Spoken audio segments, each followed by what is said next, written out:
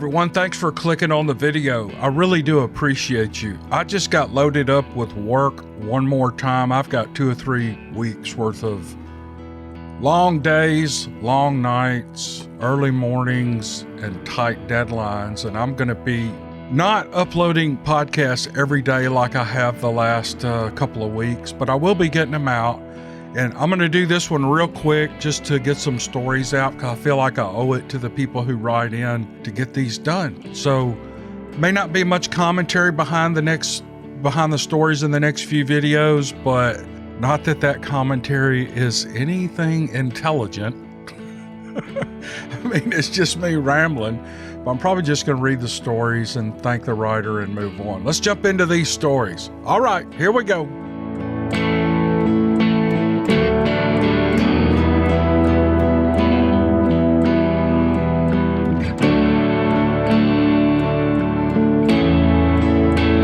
The writer is anonymous. The story's about Bigfoot, and he claims it's true, and here's what he says.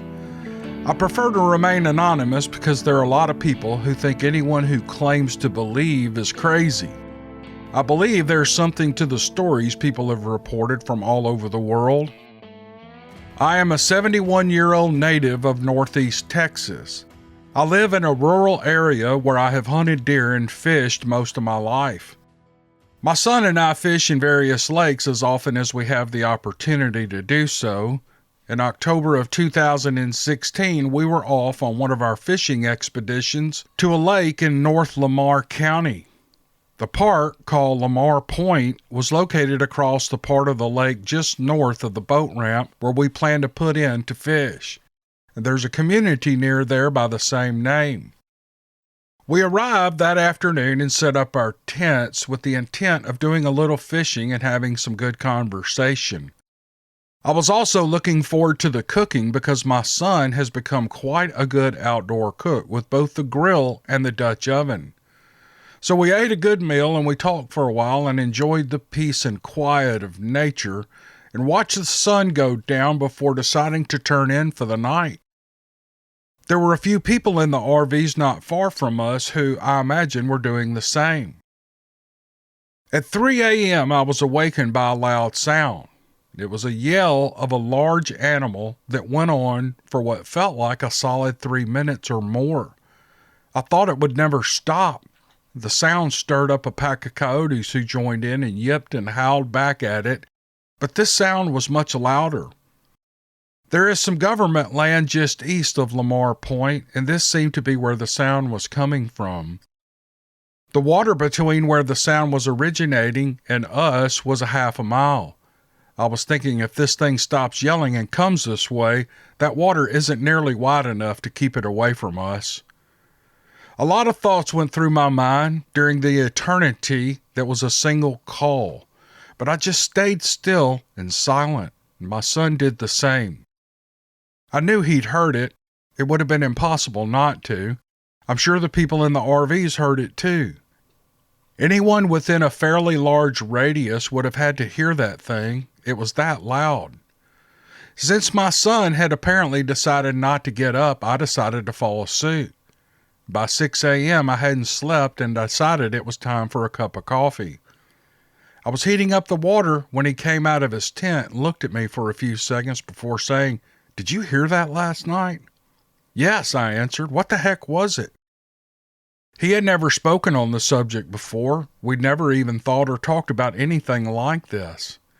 "Dad," my son said after giving it thought for a moment, "that was Mr. Bigfoot." I didn't doubt it. I did not see it, nor do I ever want to. As to the question, do they exist? If you had heard what we heard that night, you would never question its existence again. My son had lived in Lamar Point for a few years prior to this, though he has since moved from there. I had never heard one before, but he had. Well, that's my Bigfoot story, and I hope I never have another one to tell.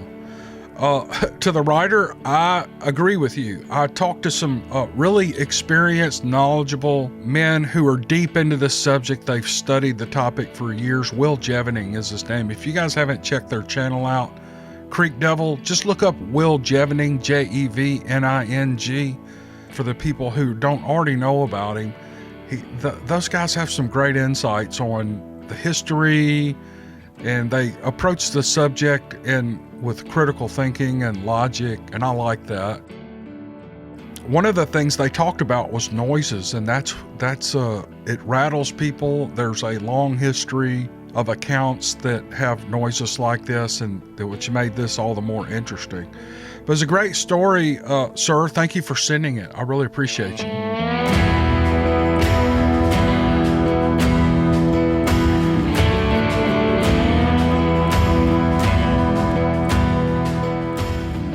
This email is from Justin. My first encounter was in the spring of 1993. Leading up to this, my family and I had been warned not to go alone into this particular area and never stay past dark. It was my second year in Billings, Montana. Going to Riverfront Park was great, but sometimes I got a gut-wrenching feeling that I was being watched by something in the brush. That April I went fishing. There are 2 ponds there. One is larger and more open than the other. The other one is smaller and towards the back of the park. And I never went to the back pond because that's where I would get that feeling. I went towards the north side of the big pond, past the footbridge, and sat down under a tree where I started fishing. After about an hour, around 9 a.m., I started to get that feeling again, and I heard a splash from the southeast side of the pond. I didn't bother to look up. I thought it was just some dogs from a nearby house. And then it got really loud, and I had to look. And at that moment, fantasy stepped into reality. I knew what I was looking at without a doubt. It stood up and looked right at me, and I froze. I was no longer at the top of the food chain. Now, I've seen a grizzly and several moose, and I even saw a great white shark once in California. This thing was a lot more intimidating, and it was only 75 feet away. I got up and grabbed my gear, and very cautiously walked backwards, hearing the snapping of branches and the footfalls as I did. I got to the parking lot where I saw a man and asked if he had seen it too, and his response was that he sees them often. Of course, no one believed me, but the next day I got my brother and a friend who is 6'7" to go back with me. I pointed out the spot where I had seen it, and we walked over there. We found huge footprints that were 4 or 5 feet apart. My friend got up on a stump next to the tree where the giant had stood, and we measured it to be 9 feet tall. It was about 4 feet wide with a huge chest, a cone-shaped head, and it had almost no neck and a large brow bridge. Its nose was flat and its arms were long. It was covered in long auburn hair. I never returned after that. Some people think they don't inhabit this area, but they really do. People report seeing them along the Yellowstone River, which runs along this park. There are no deer, but there's plenty of vegetation and fish to eat, not to mention the people who disappear from the area. I thought that would be my only encounter, but I was wrong. In 1996, when I was living back in my hometown of Riverton, Wyoming, close to the rendezvous site where the Big Wind and Little Wind rivers meet. There are 2 public ponds there and 1 private pond. The south side is a reservation, and the north side is public. My stepdad and I were going west along the Big Wind to fish. This was another place where I would often get that feeling of being watched, but I would brush it off. I will never do that again. There is a wooded area with underbrush and a couple of well-traveled paths that seem out of place. I was feeling a little nervous that day, but my stepdad told me it was all in my head, so I was trying to ignore it. We cut down the bank about 5 feet to the dry part of the riverbed. As soon as we got down there, we could smell feces. We glanced around and found it in a weird nest-like structure. The nest went back about 10 feet and was 5 feet high. It was littered with branches that looked like they were packed down as if something big had been laying on them. There were a lot of long and short black hairs all over it. We walked out to the river, and at the bend we saw huge footprints in the mud. Our footprints sunk into the mud only about an inch, but these prints were around 3 inches deep. I measured them and they were 19 inches long. I was beginning to get that gut feeling again, but my stepdad said not to worry. I started scanning the area. Across the river, at about 200 feet, I saw something standing behind a tree, swaying and peeking at us. It was huge and all black. "Look," I said, pointing it out to my stepdad. "What the hell is that?" he asked as he stared across the river. "That's a Bigfoot, Dad," I told him. "There's no way," he said. "There aren't any bears, elk, or moose in that area, so what else could it be?" He may not have admitted that's what it was, but we left pretty quickly after that. Well, that night around 1 a.m., the neighborhood dogs were barking, and then 3 of them started to whimper. The dogs had done this just a few nights before, but this time I could smell feces again. My window was cracked open, and I saw a hand pressed against the window.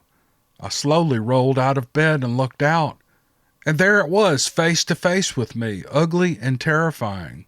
And we went and got my parents up, and we all saw it in the yard, crossing over the fence and leaving.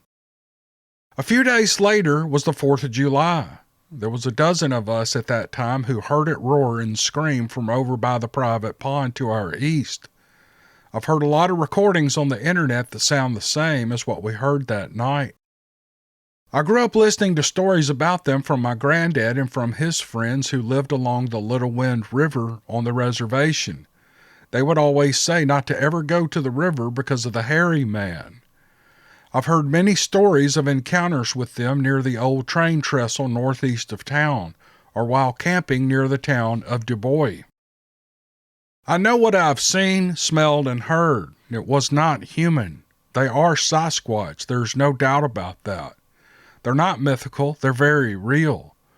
They're also very intimidating and calculating. I would never trust one, especially after listening to the missing 411 reports. I don't venture off alone into nature anymore, and I still get nervous even when someone is with me. I don't care about those who mock me or anyone else who has seen these creatures. I've had other encounters with them, and all I can say is they are real. And that's the end of his email. And Justin, you're one of these people who obviously has encounter after encounter after encounter.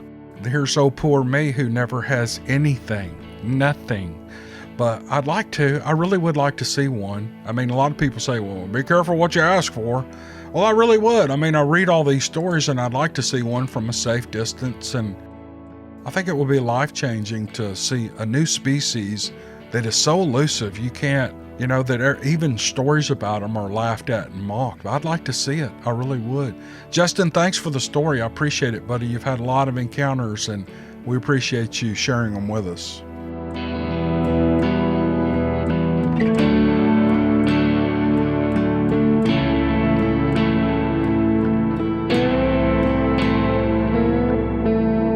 This email is from Barry. Here's what Barry writes. My adult son and I planned a mid-December weekend trip to the Big Thicket area of Texas, not too far from where we live.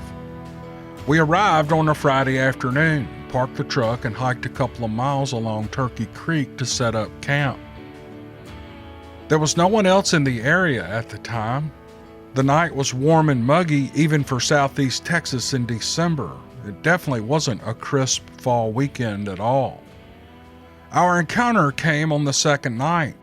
We had spent Saturday hiking around and joking a little bit about Bigfoot and other creatures reputed to be in the area, and generally enjoying ourselves. That night was cloudy and starless and very dark. Although we stayed awake for a little while after supper, I was tired and fell asleep first. My son, on the other hand, stayed awake. A short time later, he woke me up saying, "I heard it."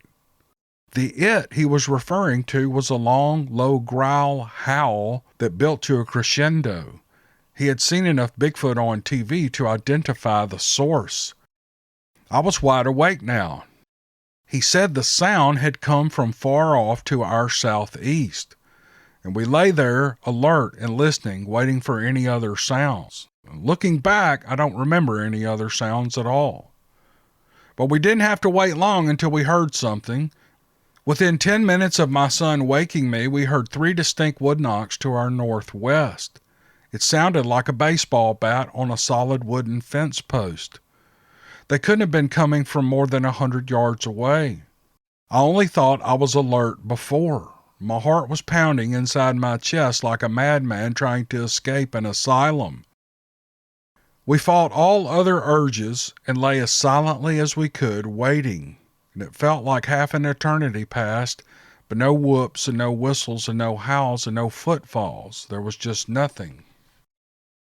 During the whole time, questions raced through my mind. If it was a Bigfoot, were there 2 or more of them? What were their intentions? Surely they knew we were there, or were they just trying to warn each other about us? Were they trying to intimidate us into leaving? Maybe they were just having fun, scaring the human folk, or maybe it was some hunters trying to attract an encounter, and we just happened to be there. I really don't know. I do know what my son heard, and what I heard matches up with what I've heard on television and the internet. They have to be real, and we got to go back someday and find out. Barry, that's a great story, and just an anecdotal, some sounds and knocks that don't really fit in the woods have prompted you to want to go back, and I think this is what happens to a lot of people. A track would get me more. If I found a track somewhere where I was hunting or close to my house, it would get me really interested in looking for these things. So I kind of understand that. These kind of things shake people up and make them very curious, and that's what's going on here. Barry, thank you for the story. I appreciate it. I hope your son's doing well. You did a great job writing this story. Thank you. All right, that's going to wrap this podcast up. Thank you guys for listening, and we'll see you on the next one. Hopefully I'll have another one out in a couple of days. Appreciate you guys listening this far, and we'll see you on the next one. Thanks.